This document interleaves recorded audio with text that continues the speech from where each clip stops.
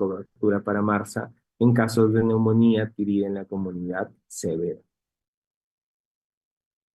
Muy bien, no sé si tienen alguna pregunta, chicos. Creo que hemos abarcado la mayoría. Recording stopped.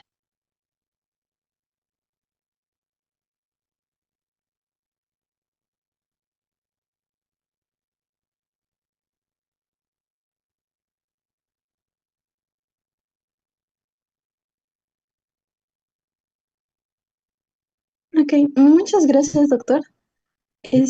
Ahorita vamos a presentar el certificado de ponencia.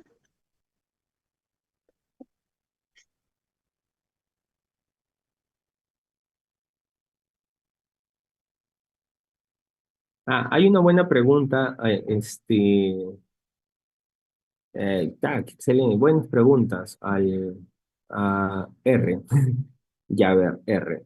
¿Cuánto tiempo, doctora, al cuánto tiempo se le pide radiografía de control para ver el avance del tratamiento? Muy bien, entonces, eso es muy importante. El seguimiento, el manejo de la neumonía es netamente clínica.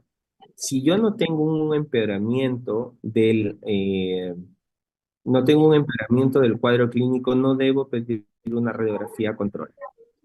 ¿Por qué? Porque la placa puede seguir o puede permanecer alterada 3 meses, algunos dicen hasta 6 meses, y no va a pautar y no va a cambiar tu manejo médico, ¿no? Entonces, el paciente viene con un cuadro clínico de neumonía bacteriana, le inicias terapia empírica de una céfalo de tercera, ceftriaxona, más acitromicina, ¿no? Si tienes riesgo de gérmenes atípicos y el paciente en 48 horas mejora, necesitaba oxígeno tal vez en cánula binasal o máscara de reservorio y el requerimiento de oxígeno se hace menor, deja de hacer fiebre y los reactantes están disminuyendo, no tengo por qué pedirle una nueva radiografía, ¿no? No se recomienda el uso de radiografía de rutina.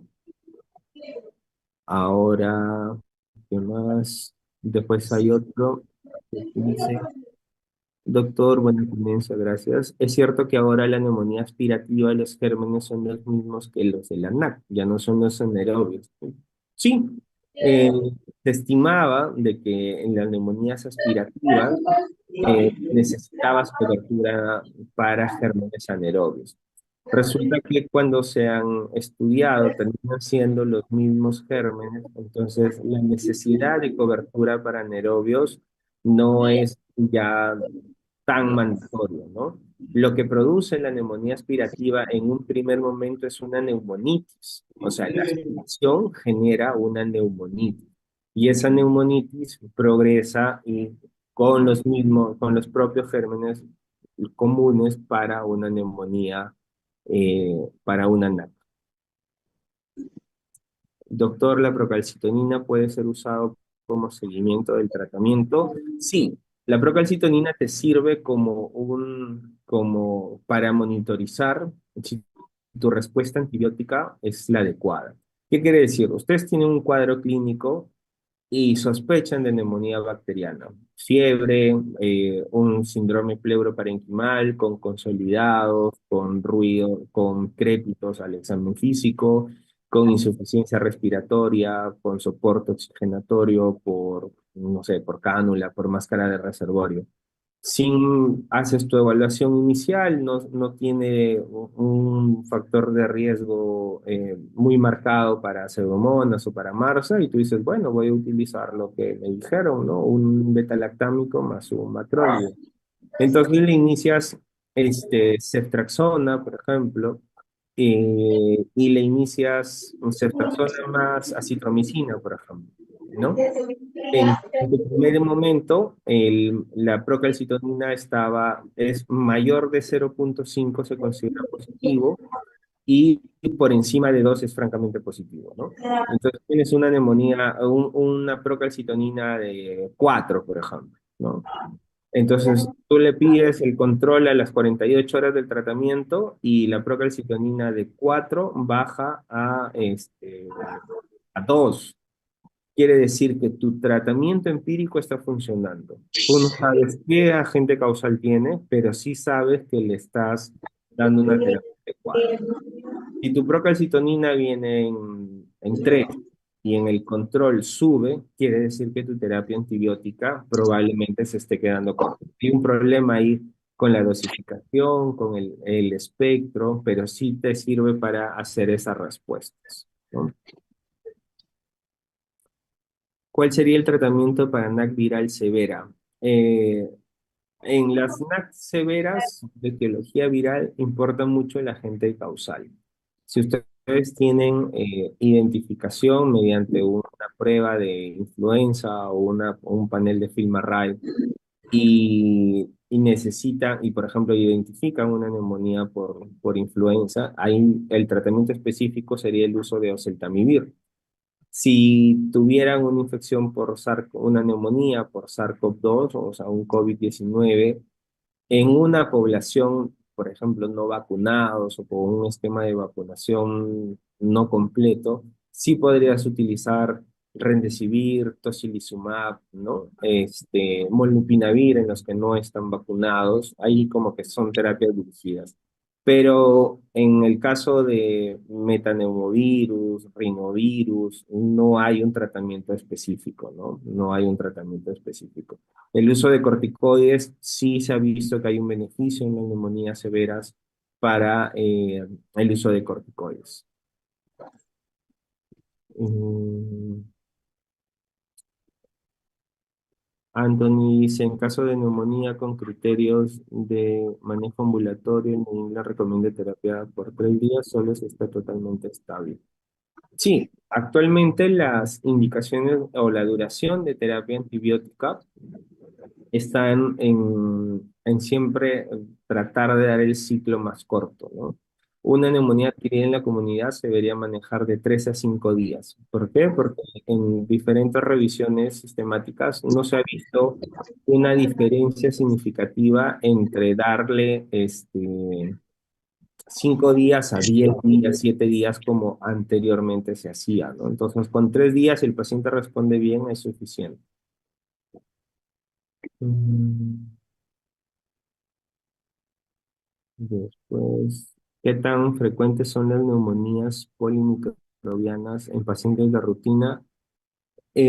Polimicrobianas no son la causa más, o sea, lo que pasa está en que hay un subdiagnóstico porque no todos se realizan, no en todos los se pueden, este, se puede lograr identificar el agente causal. La terapia empírica de, por ejemplo, un betalactámico más un macrólide o una quinolona respiratoria, es porque tú quieres abarcar los gérmenes comunes y los gérmenes atípicos. Salvo en la población en riesgo, donde sí quieres cubrir gérmenes resistentes tipo Pseudomonas aeruginosa o Staphylococcus aureus multicilino resistente, ¿no? Ah, ya. Y hay otra pregunta. Oye, buenas preguntas, chicos. Buenas tardes. Si el paciente hace síndrome del cuello rojo, antes le llamaban hombre rojo, ahora es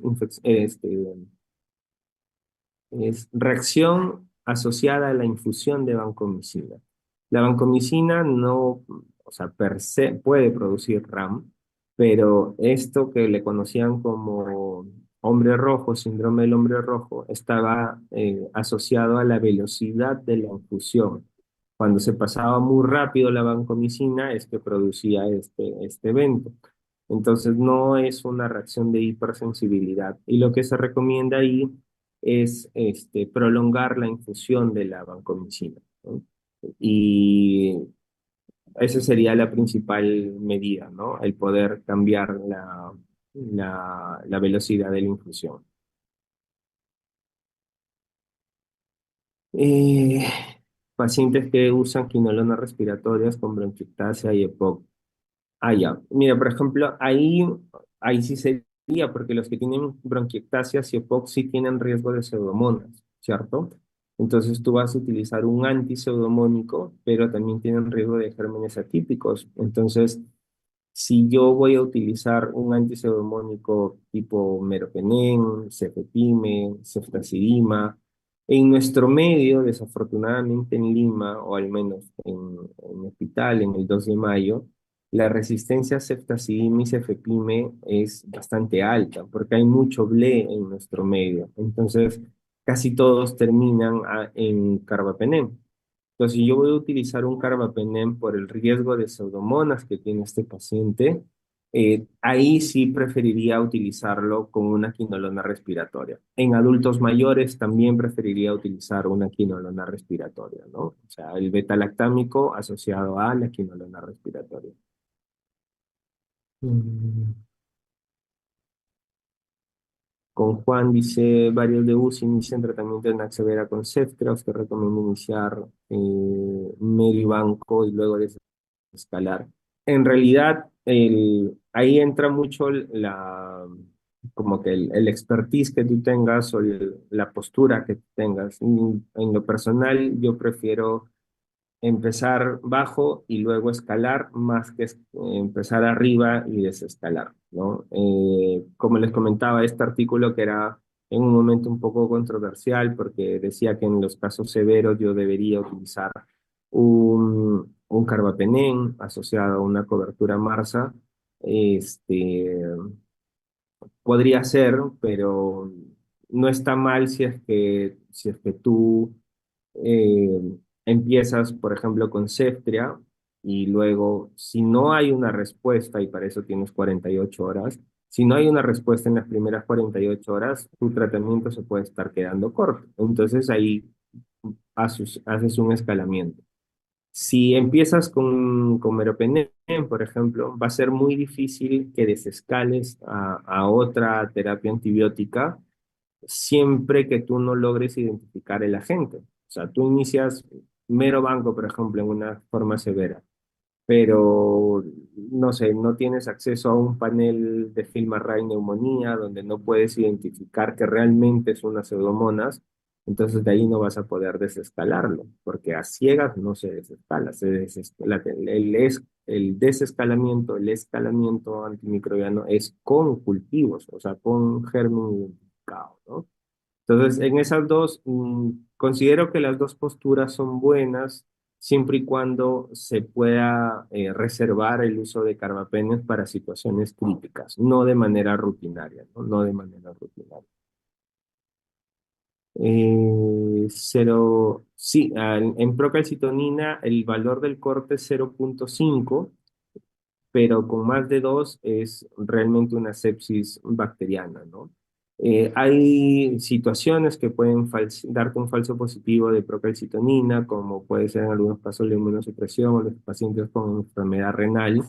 Entonces, ahí en los pacientes con enfermedad renal o que se dializan, por ejemplo, tal vez procalcitonina no sea tu mejor aliado de manera complementaria.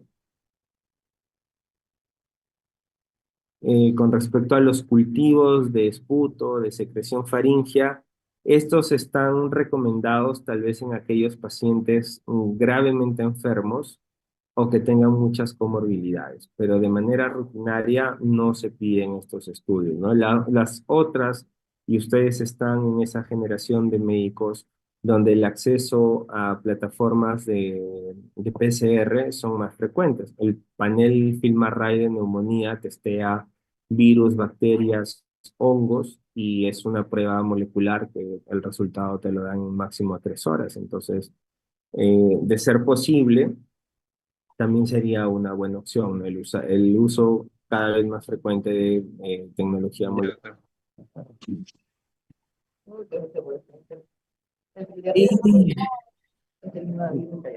doctor, una consulta, ¿cuál sería el tratamiento para Pseudomonas aeruginosa resistencia séptica? Se hace tratamiento con ciprofloxacino, 10 días más de citro y no hay mejoría. Ya. Aquí está, o sea, no creo que esté mal la pregunta, pero sí está mal la pregunta, porque en Pseudomonas yo no puedo utilizar ceftriaxona, o sea, las pseudomonas, o sea, la ceftriaxona no tiene actividad antipseudomónica, o sea, no estoy hablando ni siquiera de resistencia de pseudomonas a la ceftriaxona, que ceftria no está indicado para pseudomonas. Se hace un tratamiento con cipro, si bien ciprofloxacino es un antipseudomónico in vitro, no se debe dar en monoterapia, ¿no? O sea, darle biterapia de ciprofloxacino más acitromicina no es una terapia antipseudomónica porque el ciprofloxacino para pseudomonas es con mayor dosis y asociado a otro antipseudomónico, o sea que se reserva para las infecciones por pseudomonas difíciles de tratar. Entonces, aquí, cuando ustedes encuentren un riesgo para pseudomonas, deben plantearse primero cuáles son sus antibióticos antipseudomónicos. Y ahí tienes cefepime, ceftazidima, piperacilina, tazobactam, meropenem, imipenem, colistina en lo que tenemos en nuestro medio, ¿no? Hay otras realidades donde tienes ceftazidima y bactam, meropenem, barbobactam, pero del estándar son céfalos de tercera, ceftazidima, de cuarta, cefepime, los carbapenémicos imimero, doripenem también, pero doripenem nosotros no tenemos en Perú, y de las ureidopenicilinas, piperacilina, tazobactam. Entonces, para que tú hables de un fracaso al tratamiento en pseudomonas, tiene que ser frente a un antipseudomónico. Acá no le has dado ningún antipseudomónico, ¿no? Entonces, aquí su mejor opción sería el uso de cualquier antipseudomónico, que la elección parte de la epidemiología local asociado a una quinolona respiratoria, por ejemplo, si estás pensando que además de esto tiene un componente atípico.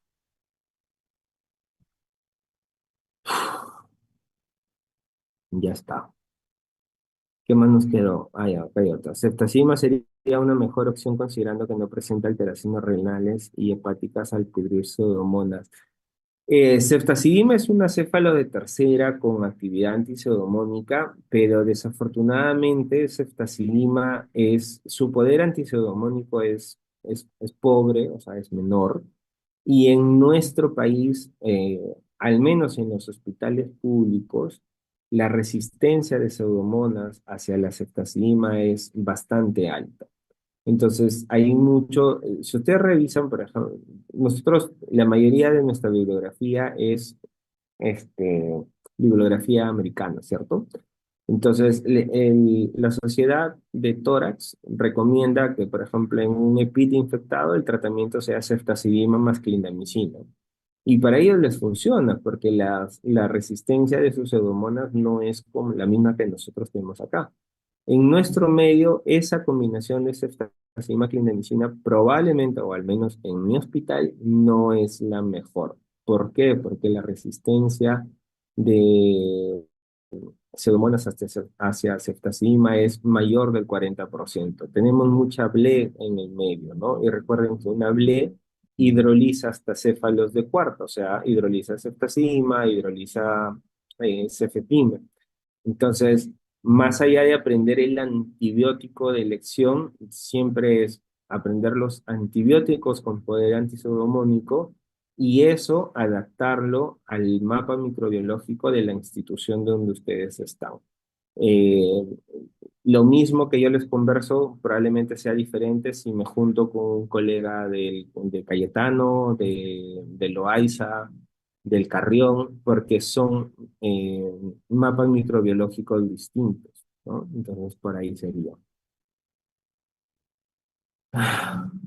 ¿Cuáles son los agentes patógenos que causarían con mayor probabilidad un SIHAT? Bueno, ahí tendrías principalmente el Streptococcus pneumoniae, ¿no? Streptococcus pneumoniae sí podría producir un SIHAT. ¿Qué más? Si el paciente está haciendo resistencia a la banco, ¿qué medicamentos de elección? Con respecto a la vancomicina, la resistencia a vancomicina es muy rara. En Perú no se ha documentado resistencia a la vancomicina, pero vancomicina es un medicamento que farmacocinéticamente es un poco errático. Necesito hacer dosaje de vancomicina, este, y, por ejemplo, se corrige por función renal, entonces en aquellos pacientes que se dializan o que tienen enfermedad renal crónica, tal vez no sea la mejor opción, ¿no? Si yo tengo la necesidad de optimizar una terapia con vancomicina, o más que por la resistencia, sino porque el antibiótico no tiene un buen performance en este paciente, en nuestro medio la principal opción sería darle linezolid, ¿no? Linezolid tiene cobertura para estafilococo meticilino resistente, no se ajusta por función renal, este, y en en resistencia para el linezolid también es bastante raro, pero en banco no hablamos, no sospechamos mucho de resistencia, salvo que sea enterococo, ¿no? El enterococo sí, pero el estafilococo resistente a banco es una rareza en la medicina y en nuestro país no se ha reportado resistencia a vancomicina. Y la última, ¿cuál sería la sugerencia en aquellos pacientes críticos con sepsis por NAC en donde el cultivo informa que es una pseudomonas sensible, sin embargo es un paciente con múltiples disfunciones, desescalaríamos o mantenemos una cobertura con carbapenem? Ya, ahí es una buena pregunta. Cuando nosotros vamos a hacer la elección de la terapia antibiótica, no solamente depende del agente que queremos actuar, ¿no? Recuerden que hay una interacción de farmacocinética y farmacodinamia para la elección de los antimicrobianos. Hay antibióticos que puedo optimizarlos, los puedo optimizar por función renal, por resistencia, por germen resistente, por situaciones propias del paciente como obesidad mórbida, estado de shock, desnutrición, gran quemados. Entonces, en esos casos, si yo tengo un paciente críticamente enfermo, tal vez sí me iría por el carbapenem. Más o menos, miren, a veces yo les hago un ejemplo a mis residentes y les digo, tú puedes tener un carro y ese carro te va a llevar del punto A al punto B.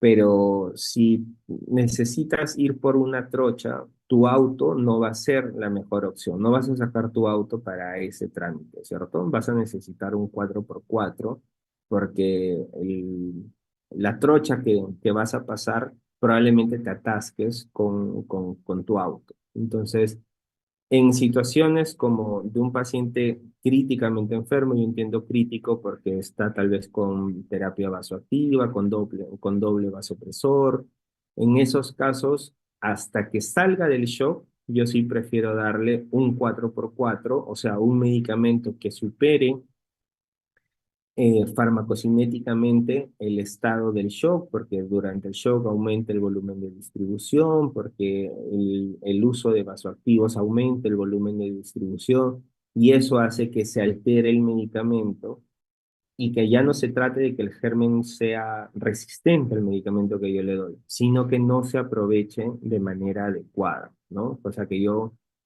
dale, que con un carro me quiera ir pues a la sierra, con un auto, con un hatchback me quiera ir a la sierra, me voy a quedar atascado y no voy a poder, ¿cierto? En cambio, si sé que me voy a ir por trocha, cojo mejor mi 4x4. Y una vez que recupero la pista, o sea, una vez que el paciente salió del vaso activo, una vez que el paciente ya está más estable, como ya tengo el germen identificado, yo sé que lo puedo desescalar, ¿no? Esa sería mi sugerencia. Ya, muy bien, chicos. Muchas gracias.